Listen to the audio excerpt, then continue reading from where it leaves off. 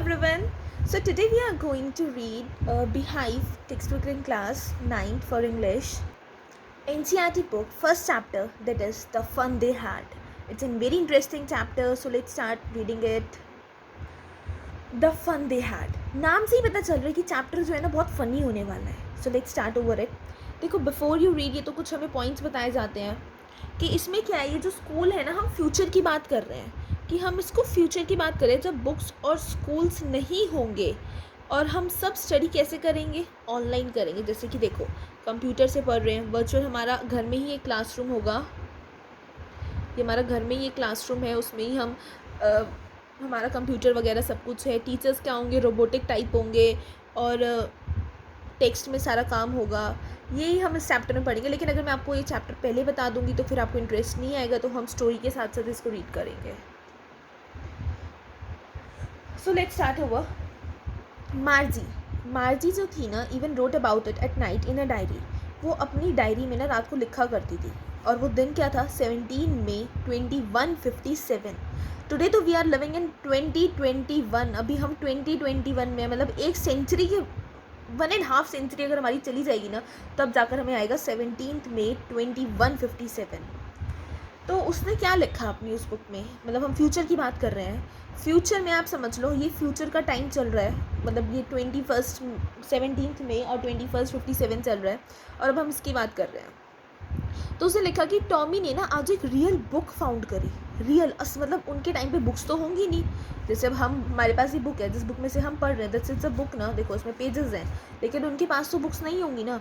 उनके पास क्या होगा? उनके पास तब लाइक पेजेस होंगे, जैसे मतलब कंप्यूटर में ही सब कुछ होगा, टेक्स्ट वगैरह. तो वो कहती है कि ये बहुत पुरानी बुक है. मार्जी के ग्रैंडफादर ने उन्हें कहा था कि Margie grandfather once said that when he was a little boy. Margie के ग्रैंडफादर ने कहा था कि जब वो एक छोटे बच्चे थे ना मार्जी की तरह, तो मार्जी के ग्रैंडफादर मतलब जब वो छोटे थे तो उनके ग्रैंडफादर ने उन्हें बताया था कि एक टाइम हुआ करता था जब सारी स्टोरीज पेपर पे प्रिंट हुआ करती थी. मतलब देखो उनके ग्रैंडफादर 50 ईयर्स ओल्ड, मतलब 40 ईयर्स, मतलब 50 ईयर्स पुरानी बात बता रहे होंगे उनको, लेकिन तब भी कंप्यूटर पे काम चल रहा होगा. तो उन्होंने बताया कि उनके ग्रैंडफादर जब थे, लाइक हमारे टाइम की बात आ जाती है, लाइक 2140 कुछ ऐसी टाइम की बात आ जाएगी, तो तब सारी स्टोरीज पेपर पे प्रिंट हुआ करती थी. वो पेजेस टर्न करते थे जो कि येलो होते थे, क्रिंकली होते थे. क्रिंकली क्या होती है? बहुत सारे लाइक फोल्स आ रहे, लाइन्स आ रहे हैं. मैं इसको ऐसे कर दूँ, लाइन्स आ रही है, मीन्स मज़ा नहीं आता था उनमें पढ़ने में. और ये ऑफुली मतलब ये बहुत फ़नी हुआ करता था उन वर्ड्स को पढ़ना. That stood still instead of moving the way they were supposed to. कि मतलब जैसे वो चलते ही नहीं थे आगे, वहीं के वहीं बैठे रहते थे. जैसे एक स्क्रीन पे चलते हैं, अब वो जैसे अब कंप्यूटर पे क्या होता है, आप नीचे मतलब स्लाइड नीचे करते हो ऐसे अपने माउस से, तो स्क्रीन नीचे चलती है, तो जो वर्ड्स आपने पढ़ लिया आप पेज टर्न करोगे तो वो वर्ड्स चले जाएंगे ना.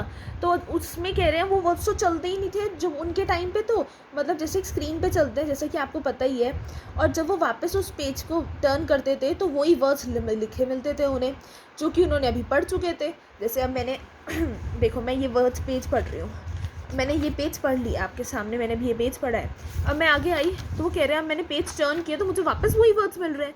मैं तो ऑलरेडी उन्हें पढ़ चुका हूँ, तो मुझे वो वर्ड्स क्यों मिल रहे हैं? वो कह रहे हैं कि मेरे ग्रैंडफादर के टाइम पर ऐसा हुआ करता था. ये मार्जी के ग्रैंडफादर बता रहे हैं कि मेरे ग्रैंडफादर के टाइम पे ऐसा हुआ करता था.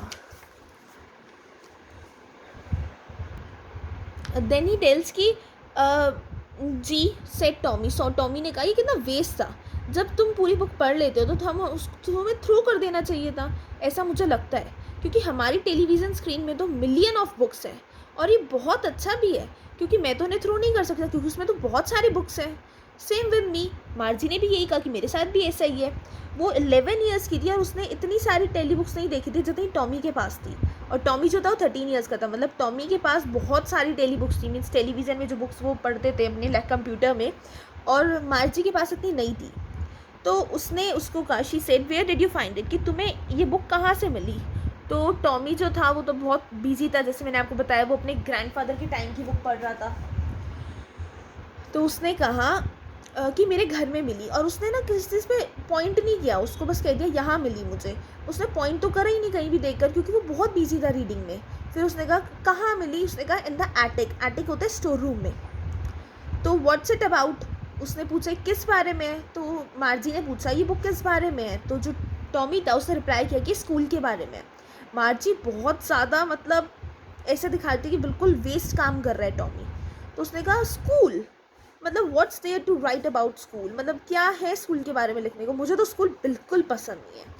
मार्जी को हमेशा से स्कूल से नफरत थी, लेकिन अब वो उसको पहले से भी ज़्यादा नफरत करने लग गई थी। क्यों करने लग गई थी? क्योंकि जो मैकेनिकल टीचर होते थे, अब आप सोच रहे हो कि मैकेनिकल टीचर क्या होता है, मैकेनिक्स तो कोई सब्जेक्ट ही नहीं होता है।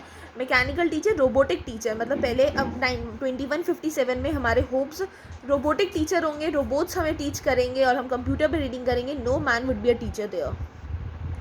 तो कह रही मैकेनिकल टीचर हमें टेस्ट के बाद टेस्ट देता रहता है जोग्राफी में, और वो बहुत मार्जी बहुत गंदा काम करती है, और जब तक उसकी मम्मी उसको बहुत ज़्यादा मार नहीं देती है तब तक मतलब send for the county inspector, और काउंटी इंस्पेक्टर के पास उसे नहीं भेज देती है।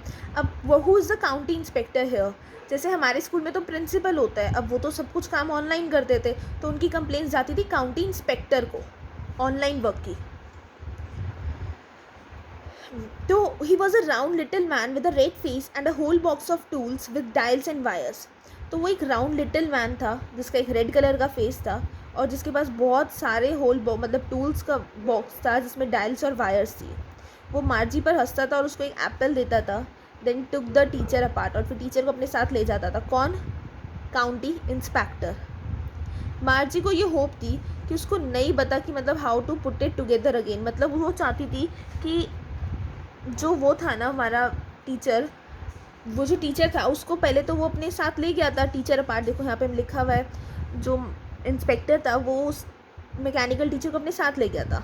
मार्जी को होप थी कि मतलब वो दोबारा उसको नहीं लाएगा, लेकिन वो 1 घंटे बाद फिर से आ गया, लार्ज ब्लैक और अगली, बहुत गंदा सा, एक बिग स्क्रीन पर जिसमें वो सारे लेसन्स दिख रहे थे और क्वेश्चंस वो पूछ रहा था मार्जी से। That was not so bad, वो कितना मतलब इतना भी बैड नहीं था।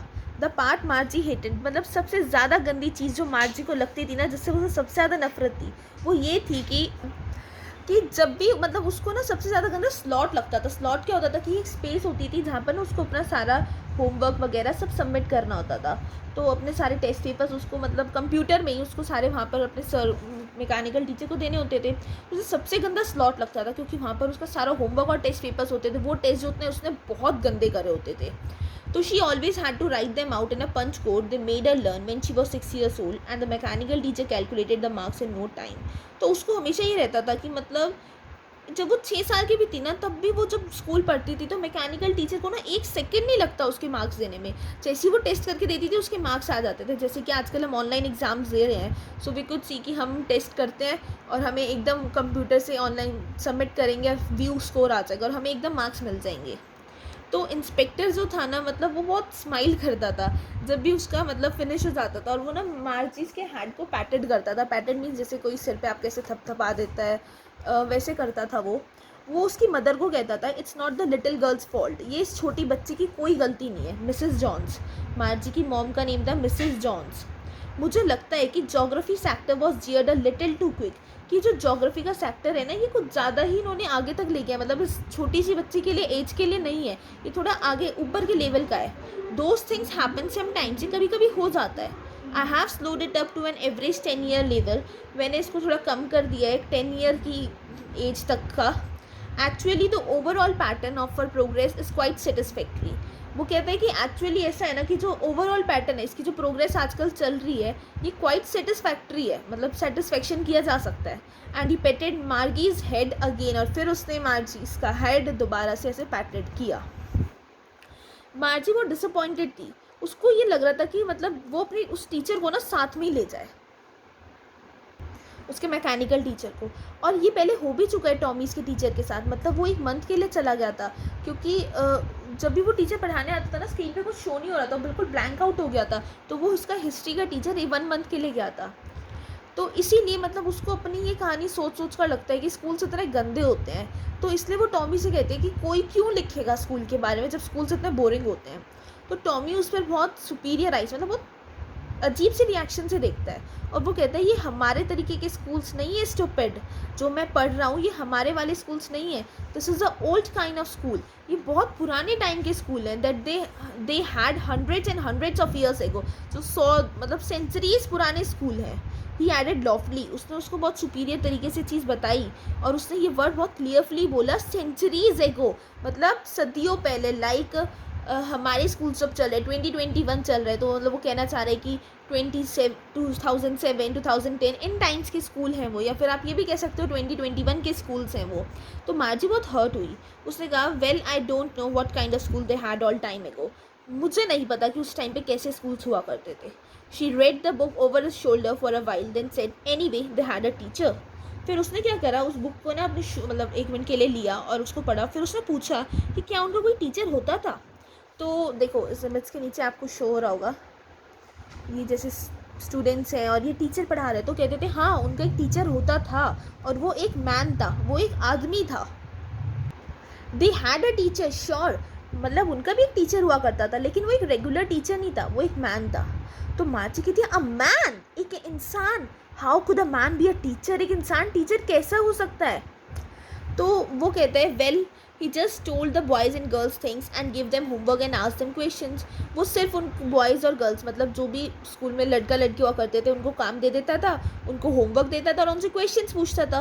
A man is not smart enough, वो कहती है एक मैन इतना स्मार्ट नहीं हो सकता। Sure he is, my father knows as much as my teacher, वो जो टॉमी है वो कहता है हो सकता है मेरे फादर को भी उतना ही पता है जितना मेरे टीचर को पता है। He knows almost as much I बेटा, उसको बिल्कुल उतना, मतलब मेरे फादर को बिल्कुल उतना पता है जितना मेरे टीचर को पता है, मैं इसके लिए बेट लगा सकता हूँ तुमसे। तो मार्जी बिल्कुल प्रिपेयर नहीं थी इस लड़ाई को आगे बढ़ाने के लिए, डिस्प्यूट मीन्स इस लड़ाई को आगे करने के लिए प्रिपेयर। तो उसने कहा आई वुड नॉट वॉन्ट, कि मैं ऐसा नहीं चाहूँगी कि कोई अजनबी इंसान मेरे घर आए मुझे पढ़ाने जिसको मैं जानती तक नहीं हूँ। तो टॉमी उस पर मतलब बहुत हंसी में मतलब चिल्लाने लग गया, हंस कर वो चीख रहा था, चीखने लग गया कि तुम्हें कुछ ज़्यादा नहीं पता मार्जी, वो टीचर्स उनके घर में नहीं रहते थे, उनकी एक स्पेशल बिल्डिंग हुआ करती थी जहाँ पर सारे बच्चे जाया करते थे पढ़ने, और वो सारे बच्चे वहीं वो सेम थिंग पढ़ते थे। Sure if they were the same age, अगर वो सारे सेम एज के होते तो। But my mother says a teacher has to be adjusted to fit the mind of each boy and girl it teaches and that each kind has to be taught differently. वो कहती है कि लेकिन मेरी mummy कहती है कि एक टीचर को जो होना चाहिए ना, वो हर एक लड़का लड़की को एक एक मतलब एक एक चीज़ बिल्कुल अलग अलग उसको समझानी चाहिए, चाहे वो बॉय हो चाहे गर्ल हो, मतलब एक टीचर को अलग से उसको एक एक चीज़ क्लियर करनी चाहिए उसके माइंड में। और वो मतलब each kid has to be taught differently, हर बच्चे को अलग अलग पढ़ाना चाहिए। Just the same they didn't do it that way then, तो इसी तरह वो तो उस टाइम ऐसा नहीं करते होंगे। तो जो टॉमी है वो उसको कहता है if you don't like it ना you don't have to read the book, कि अगर तुम्हें बुक पसंद नहीं आ रही ना तो तुम इस बुक को मत पढ़ो। तो मार्ची बिल्कुल एकदम बोलती है आई didn't say I didn't like it, मैंने ऐसा नहीं कहा कि मुझे बुक पसंद नहीं है, मतलब उसको सारी बातें पढ़नी थी उन फ़नी स्कूल्स के बारे में। They were not even half finished when Margie's mother called Margie school, मतलब वो अभी तक उनकी हाफ बुक भी फिनिश नहीं हुई थी जब मार्गीज की मदर ने एकदम बुलाया मार्गी स्कूल स्टार्टेड, स्कूल के लिए आ जाओ। तो स्कूल भी उनका घर में होता था, एक सेपरेट रूम है उसमें, वही उनका स्कूल है। मार्जी ने looked up not yet mama, अभी नहीं। मिसेस जॉन्स मीन्स मार्गीज के मम्मा ने कहा अभी, and it's probably time for Tommy too, और ये टॉमी के भी स्कूल का टाइम हो ही गया है अप्रॉक्सीमेटली। तो मार्गी ने टॉमी से कहा can I read the book some more with you after school, कि मैं क्या ये बुक तुम्हारे साथ स्कूल के बाद भी पढ़ सकती हूँ। तो उसने ना बिल्कुल टॉमी ने ऐसे कहा मे बी, मतलब वो इंटरेस्टेड नहीं था उसको वापस बुलाने में, और ज़्यादा इंटरेस्ट और एंथुसियास्ट मतलब उसको वो नहीं दिखा रहा था, मतलब उसने केयरलेसली कह दिया मे बी पढ़ लेना। फिर वो विसल करते करते सीटी बजाते बजाते अपनी डस्टी ओल्ड बुक को अपने आर्म के अंदर रखकर चला गया। मार्जी अपने स्कूल रूम में गई, it was right next to her bedroom, वो उसके बिल्कुल बेडरूम की साइड में था। And the mechanical teacher was on and waiting for her, mechanical teacher उसका अपना वेट कर रहा था कंप्यूटर पे। इट वॉज ऑलवेज ऑन, वो हमेशा टाइम पर होता था सिर्फ सैटरडे और संडे के अलावा, वो हमेशा आता था सिर्फ सैटरडे और संडे के अलावा, because it was their holiday.